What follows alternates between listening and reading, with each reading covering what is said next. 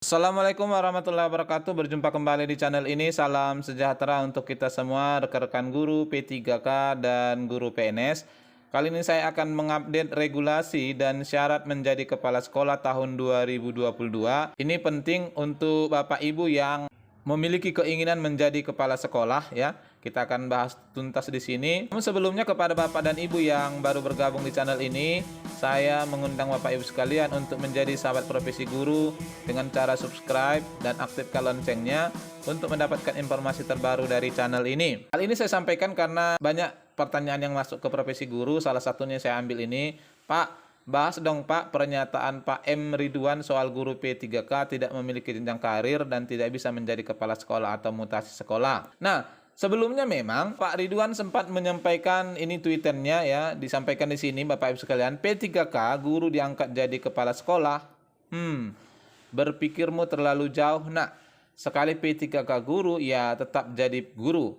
Pola karirnya tidak seperti PNS. Pengembangan kompetensi yes, pengembangan karir no. Guru pertama, guru muda, guru madya, guru utama. Paling top mentok di guru muda. Kepala sekolah, oh my god. Nah, terkait apa yang disampaikan oleh Pak Ridwan ini memang betul Bapak Ibu sekalian. Untuk saat ini belum ada regulasi yang mengatur bahwa guru P3K bisa menjadi kepala sekolah. Namun tentunya Kemendikbud juga sudah mempersiapkan ini. Oleh karenanya dalam tahun 2022 nanti ya, Kemendikbud sudah membuat regulasi perubahan Peraturan Permendikbud nomor 6 tahun 2018 terkait dengan regulasi pengangkatan kepala sekolah. Agar lebih valid, kita simak dulu cuplikan video yang disampaikan oleh Sekretaris Direktur Jenderal Guru dan Tenaga Kependidikan berikut. Bismillahirrahmanirrahim. Assalamualaikum warahmatullahi wabarakatuh. Waalaikumsalam warahmatullahi wabarakatuh. Terkait dengan diklat calon kepala sekolah dan pengawas sekolah.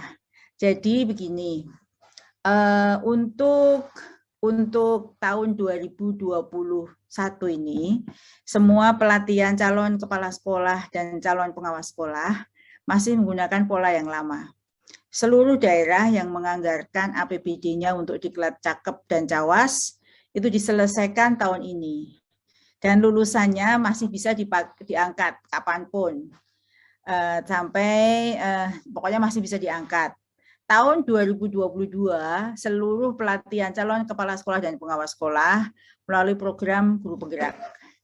Jadi KSPS itu tidak lagi diklat calon KSPS, tetapi melalui PGP. Nah, siapa ownership-nya atau koordinatornya untuk melakukan diklat PGP, baik untuk calon KS dan PS, itu ada tetap di LP2KS. Jadi tusi menyiapkan kepala sekolah dan pengawas sekolah itu tetap sama dan leading sektornya masih di LP2KS. Itu ya, jadi itu informasi terbarunya. Saat ini revisi Permendikbud 6 tahun 2028 sudah dilakukan, sudah harmonisasi dan sudah tinggal paraf. Jadi ada beberapa perubahan yang cukup esensial terkait dengan revisi Permendikbud 6 itu.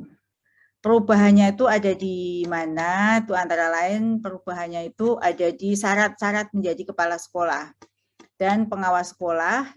Syarat ini kalau untuk revisi Permendikbud 6 itu baru pada syarat untuk menjadi kepala sekolah, sedangkan pengawas sekolah itu masih mengacu karena dia adalah Jafung yang untuk mengubah dan lain sebagainya itu ada kaitannya dengan Permen-Pan RB, maka masih seperti itu, tapi penyiapannya untuk menjadi pengawas sekolah itu melalui program pendidikan guru penggerak. Jadi ini saya ingin menunjukkan sedikit kira-kira arah perubahan yang berbeda itu apa. Itu di sini yang berbeda antara yang lama dengan yang baru. Jadi persyaratan penugasan guru sebagai kepala sekolah itu seperti ini. Kalau semula kan begini ya, semula kan ini persyaratan 1 sampai 9, kualifikasi akademik, kemudian itu 1 sampai 9, kemudian pengangkatan seperti ini, diangkat ini, masa tugasnya itu maksimal 3 periode, 1 periode 4 tahun, dapat diperpanjang 2 kali, artinya 12 tahun. Ya, ini tadi sekaligus. Dan untuk masa ketiga dan keempat itu melalui uji kompetensi kepala sekolah atau tadi yang disebut dengan UKKS, yang mana uji kompetensi kepala sekolah berbasis portofolio digital, dan itu dilakukan oleh LP2KS.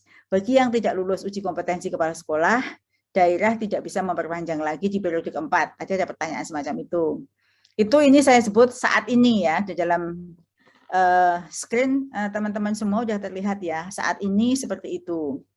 Jadi saat ini yang berlaku Permendikbud 6 ini boleh sampai 16 tahun, tetapi untuk periode terakhir itu melalui UKKS. Dan ini penyiapan dan lain sebagainya seperti ini.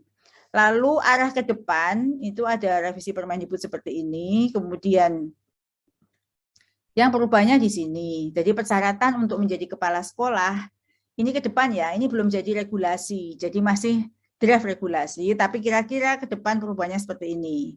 Kualifikasi akademik tetap, sertifikat pendidik tetap, tapi memiliki sertifikat guru penggerak. Itu menjadi syarat untuk menjadi kepala sekolah. Dan juga nanti pengawas sekolah. Ada lagi yang berubah yang warna merah, bagi PNS, kalau kemarin 3C, ini 3B. Kemudian kepala sekolah itu bisa juga dari P3K, yang sekarang ada rekrut P3K. Bagi guru pemerintah dengan perjanjian kerja atau P3K, ASN P3K, memiliki jenjang paling rendah guru ahli pertama sebagai kepala sekolah. Jadi boleh kepala sekolah dari P3K. Yang lain-lain itu masih sama. Kira-kira seperti itu. Ini perubahan di revisi Permendikbud 6. Lalu ada juga terkait dengan penugasan. Jadi kalau penugasan ini, penugasan guru sebagai kepala sekolah, kalau yang dulu begini ya, 4 periode, jangka waktunya 16 tahun, kemudian dan untuk ketiga, keempat itu harus melalui UKKS yang tadi saya sebut, maka di yang baru arah ke depan itu tidak perlu UKKS, jadi mereka dapat bertugas paling lama 4 periode, jadi 4 periode. 4 periode, jadi bisa 16 tahun tanpa ada lagi UKKS. Jadi tidak ada lagi UKKS untuk persyaratan menjadi kepala sekolah. Ini kira-kira yang perubahannya. Jadi kalau bagi kepala sekolah yang sekarang existing, yang tidak punya sertifikat guru penggerak, tidak harus mengikuti program guru penggerak, tapi nanti dalam PKB-nya itu ada PKB terkait dengan substansi guru penggerak. Gitu ya. Jadi yang dilatih sampai akhir 2021 itu tetap bisa diangkat, tidak perlu sertifikat guru penggerak, tapi dalam PKB-nya nanti PKB substansinya guru penggerak. Ini yang terkait dengan, nah ini ada lagi informasi penting dalam ketentuan peralihan. Ya ini ya, bagi kepala guru yang tidak memiliki sertifikat calon kepala sekolah yang terpilih dengan akhir tahun 2021 dapat diberi tugas sebagai kepala sekolah, tidak wajib memiliki sertifikat guru penggerak. Ini terkait dengan ketentuan peralihannya.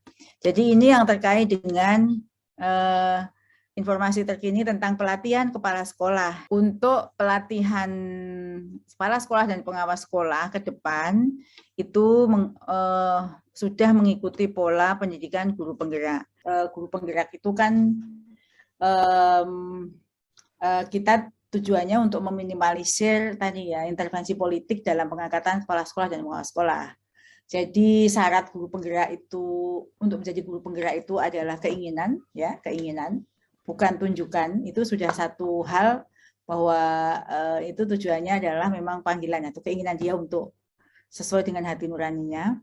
Kemudian supaya tidak ada lagi intervensi politik, dibuatlah regulasinya. Jadi semua regulasi itu menunjang misalnya kalau untuk menjadi kepala sekolah dari guru penggerak, pengawas sekolah dari guru penggerak, artinya kan jika ada guru penggerak di situ, pasti itu yang diangkat.